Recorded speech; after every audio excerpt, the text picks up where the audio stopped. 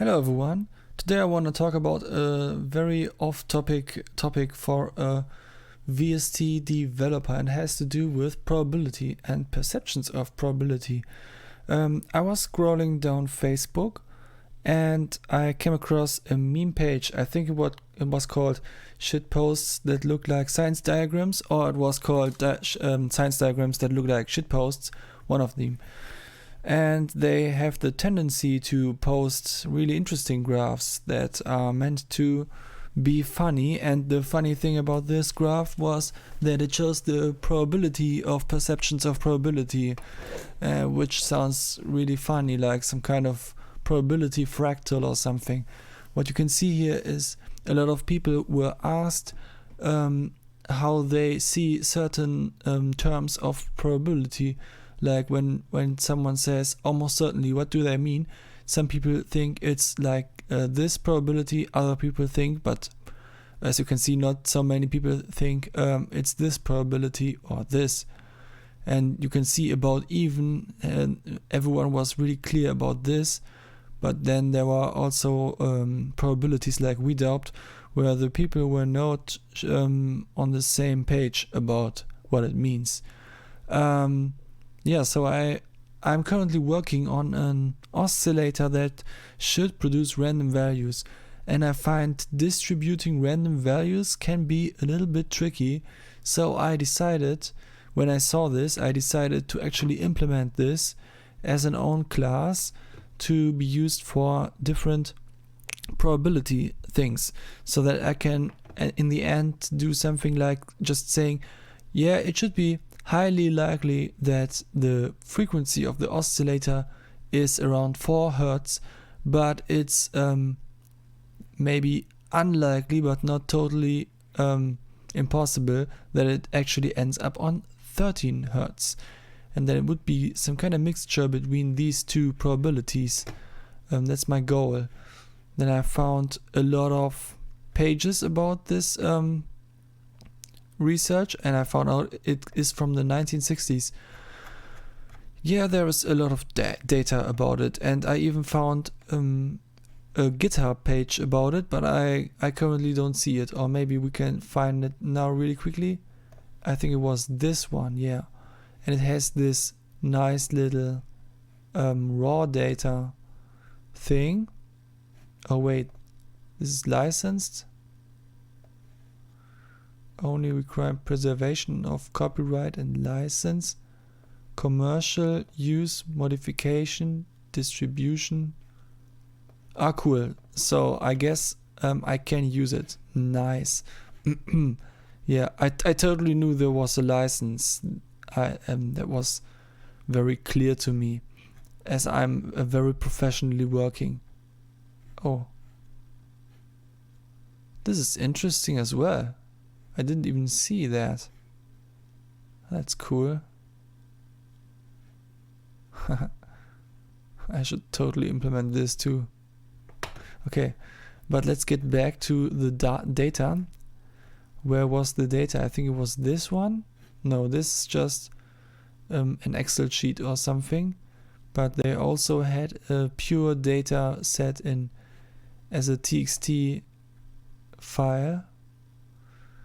Can't see it anymore. Here's the PNG of the data set. README maybe? No, probably not. Yeah, I'm not sure where the data set is left. I think it was here somewhere, but well, whatever. Let's just go on with my implementation, I guess. Yeah, so I made a new JUCE project, an animated project with a little slider. So I got these two. Slider value changed does reset the text of the label, which means the label gets new text from a so-called certainty object. The certainty object has a toString method, which is a static method that gets us the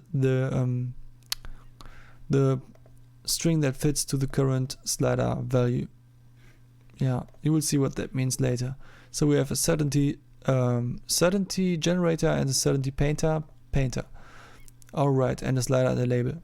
So when everything starts. Then we set the slider to look good, and it has to range from 0 to the amount of certainties, which is, I think, 17 or something. Like a certainty is this is a certainty, and this and this and this and so on. And -1, because otherwise we would go out of bounds, and we go in one steps. Set value 0 for start, add listener, and also make the label visible, and let's go. Now resized, the painter gets resized. The painter has information about how the information should be painted on screen. First of all, let's see how it looks like, by the way. So we have here almost certainly, can also go somewhere else, improbable, better than even, and about even.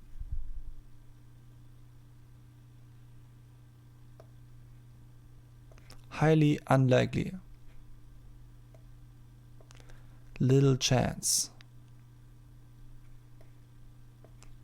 Probably. Yeah. So it works pretty fine. Yeah, the painter gets resized. We set a bunch of values and set the bounds of the slider and the label. And then for paint, we just paint the painter. More interesting is the update method.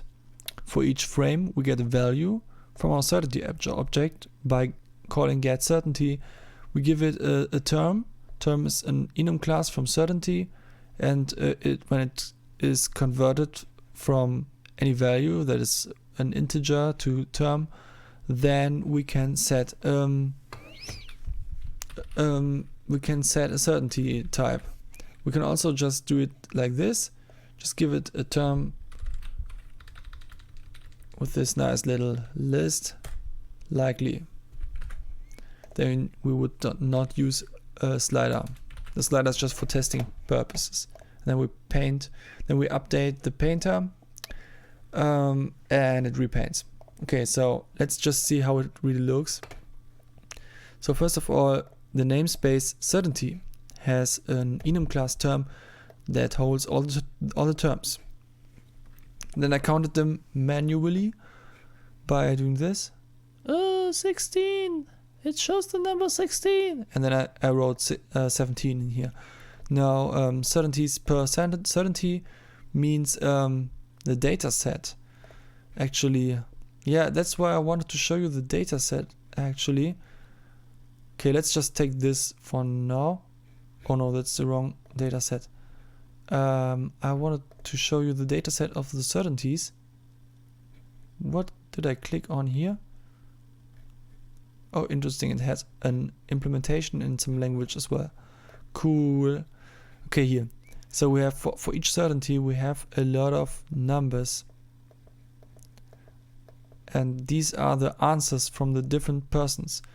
So person number 2 has said almost certainly means 95%. But person number 6 says almost certainly means 98%. And so on. And they are 47 in total for each. And that's why I wrote, hey, wait, I wrote 46. Why? Oh, right, because line number 1 is just the headlines. Okay. The width and maximum is for the drawing. So it's actually not really important for the whole certainties. Actually, considering that this is not important for the whole class, let's rather put it somewhere where it doesn't stand in our way. Yeah, that's better. Okay. Now we have this toString method that just draws the string for the given term. I'm sorry. Oh, it's so annoying to have corona. No, just kidding. Okay, so let's first of all look into this little random class. JUCE already has a random class, but I don't like to call next float all the time. What I find much more relaxed is calling an operator. So I just made this so I can just overload an operator with some value and then it will get this.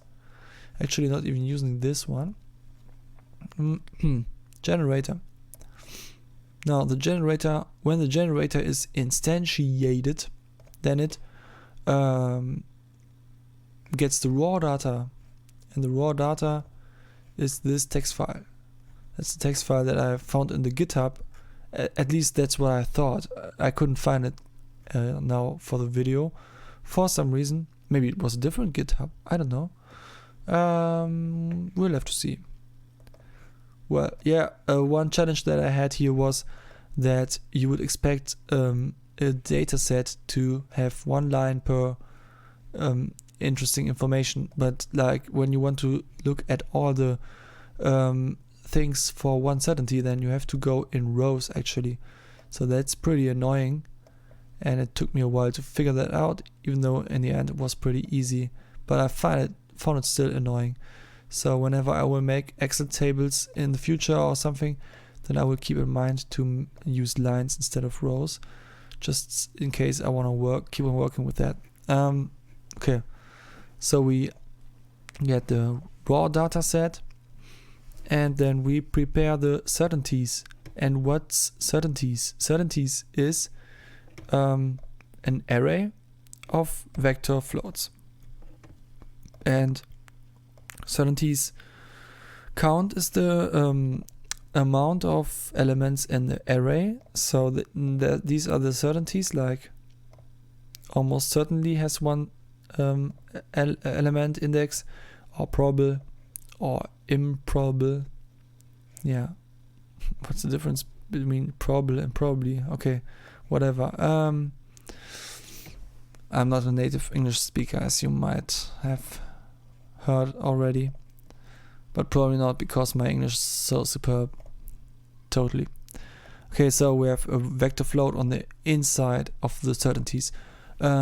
First I had vector int here, because as you can see all the raw data is integers, but then I thought to myself, who needs 95 in here? You want this to be 0.95, so you can multiply that with anything. So why not just put floats in here in the first place? So later when you have to read it out, you can be a little bit more easy with it. So just a little optimization of the data set. And we have the random object.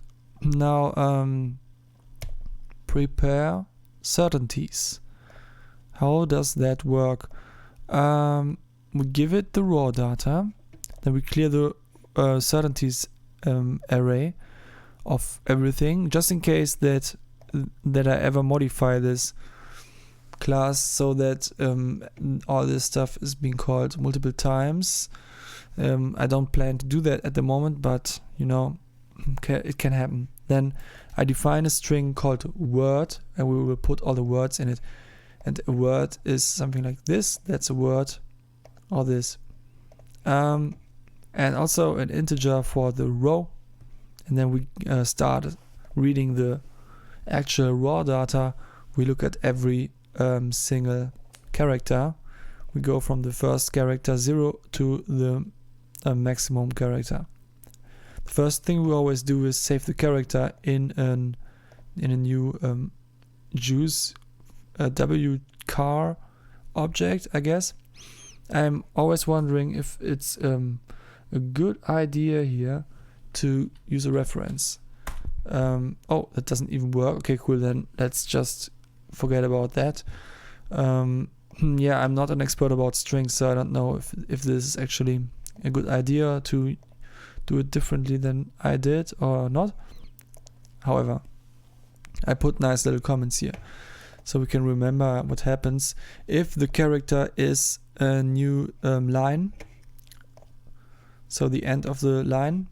Then we add the last word that was being captured to the certainties, and then we set the row back to 0. In this case it would be 25, and then we go row to 0 for the next line. Else, if the character is a commata, then we know that a word just ended. So we can add a new word to our certainties. Like we're here, we see this character, okay, then we know the word has ended, and we can put this into the vector, and then we'll go on here next time. And else it can only be a number. So let's add a character to our word. What does add word to certainties do? So, well, it gets a certainty in percent by converting the int value from the word into a float, and then it will be something like a 95 for 95, just as a float, because then when we have certainty as decimal, we divide 100 with it. With this super advanced and AI based formula, we get the actual useful data, and then we put that into certainties at the row, and then we clear the word, because obviously we don't need the word with the current content anymore, but we want to write a new word. Yeah, so that's basically what happens, and then we can get the certainty from that moment on, which is really cool in my opinion. Now the painter, that's probably not so important for you, but maybe if you just like the visuals that I showed you, then just stay tuned, I guess. We have a width and a maximum and a height, and the height is the same as the certainties per certainty, just because I found that very neat, and I decided to make the image as small as possible, so that when we upscale it, that the actual update method does not have so much to do. Because when you will see what it does, then you will see that it's already doing too much. It can probably be optimized a lot.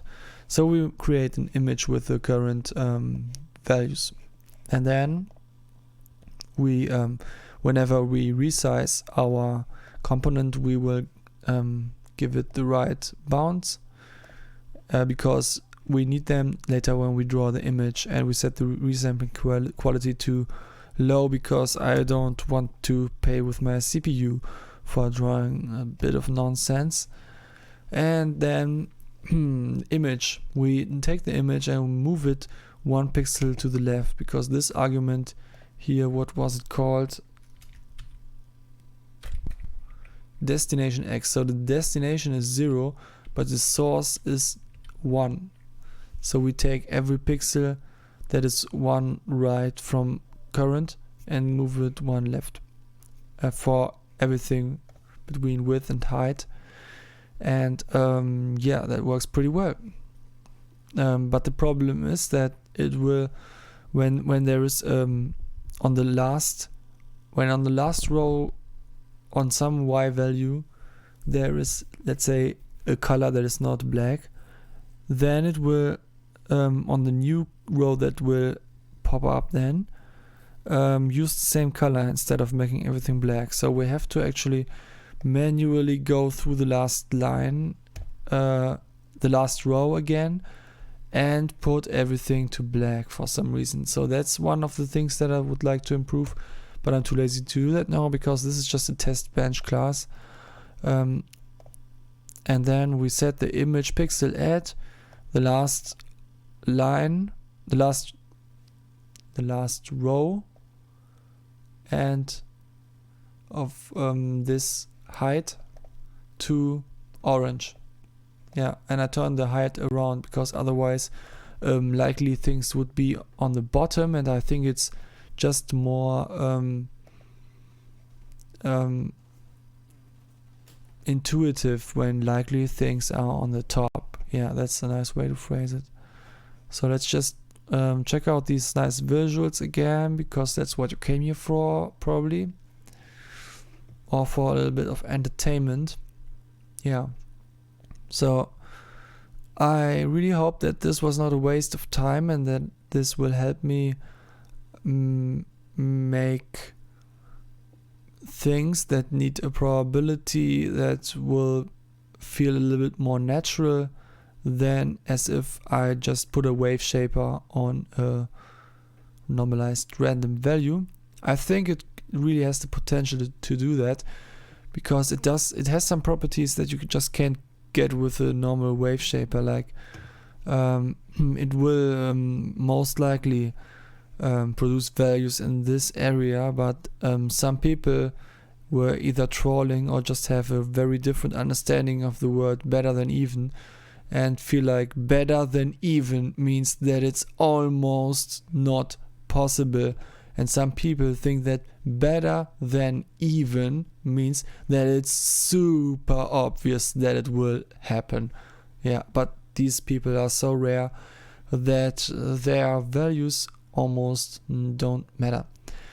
So if you actually use this on the oscillator, and let's say we say an oscillator should in irregular intervals change its frequency, and it's better than even that the frequency is 13 hertz and otherwise it's, let's say, 4 hertz. Let's say it's an LFO, okay? Then it's very likely that it will be on 13 hertz, and it's rather unlikely. Oh no, wait. Oh, fucking shit, it's too late. This means that it will pretty likely be neither on 13 hertz nor on 4 hertz, but it will actually be somewhere in the middle, but a little higher than that most of the time. Yeah, so if I want to make my oscillator that has a very strong tendency to be down here with the 4 hertz, let's say this is 4 hertz and this is 13 hertz, then maybe little chance would be the best option, because I definitely want the 13 hertz bursts to occur only very rarely and spontaneously. Let's see, highly unlikely. Oh, highly unlikely also has some nice little bursts up there, but they are only on one value. There was only one person probably who said that highly unlikely is a very good probability for something to happen. Yeah, I also use that word like this. I always say, oh man, it is so highly unlikely that I make cool programs. And everyone is like, yeah, I'm sure about that, because you are already so far with everything. Chances are slight. Well, at least everyone was content or agreed that chances are slight. It does not mean that anything is more than 50%, I guess. Yeah, an interesting data set. If we actually, it would be interesting to see what happened if we would ask more than just, what was that, 46 people about their opinion about these terms, to get maybe a little bit more accurate data set. And then we would get even better values and also a better resolution of values, because obviously there can be more than 46 different opinions on this in total. So this really, this whole thing only works if you are okay with values that have a resolution of less equal 46 steps. Yeah, maybe it can be said like that. Sorry for bad terms. If you have any suggestions what I should do with this, or how I could improve this, or why I suck, or why I'm really cool, then leave them in the comments. And yeah, I think it's Let's search for something that has bursts up there. Yeah, I think you will probably not watch any video again. I'm this person. Okay. Yeah, this person. I am this person, and you will probably not watch my videos again.